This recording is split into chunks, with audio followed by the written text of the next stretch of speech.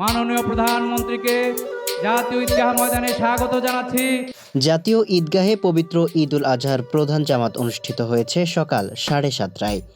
ঈদের প্রধান এই জামাতে প্রধানমন্ত্রী তারেক রহমান, রাষ্ট্রপতি মোহাম্মদ শাহাবুদ্দিন, স্বরাষ্ট্রমন্ত্রী সালাউদ্দিন আহমদ, স্থানীয় সরকার প্রতিমন্ত্রী মীর শাহে আলম সহ মন্ত্রিসভার সদস্য, রাজনীতিবিদ, সরকারি কর্মকর্তা ও বিভিন্ন শ্রেণী পেশার মানুষ অংশ নেন।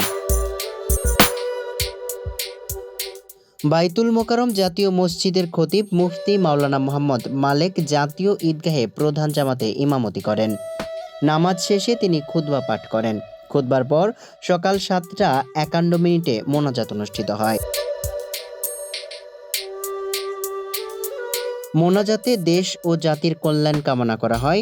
বিশ্বের বিভিন্ন স্থানে মুসলিমরা জুলুম নির্যাতনের শিকার হচ্ছে, তাদের হেফাজত ও মুক্তির জন্য দোয়া করা হয়।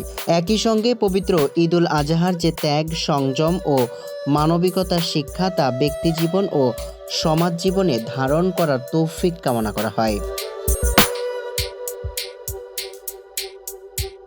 ঈদের জামাত ঘিরে সকাল থেকেই জাতীয় ঈদগাহ এলাকায় ছিল উৎসবমুখর পরিবেশ। ভোরের পর থেকেই মুসল্লিরা ঈদগাহে আসতে শুরু করেন। কেউ এসেছেন পরিবারের সদস্য নিয়ে, কেউ বন্ধু বা সহকর্মীদের সঙ্গে। নির্ধারিত ফটক দিয়ে নিরাপত্তা তল্লাশি শেষে মুসল্লিদের মাঠে প্রবেশ করতে দেয়া হয়। জাতীয় ঈদগাহে মূল প্যান্ডেলের ভেতরে একসঙ্গে 35,000 মুসল্লির নামাজ আদায়ের ব্যবস্থা করা হয়েছিল। রাষ্ট্রীয় অতিথি, সাধারণ মুসল্লি ও নারীদের জন্য ছিল আলাদা আলাদা প্রবেশ ও বসার ব্যবস্থা। সামিউল ইসলাম, মানবকণ্ঠ।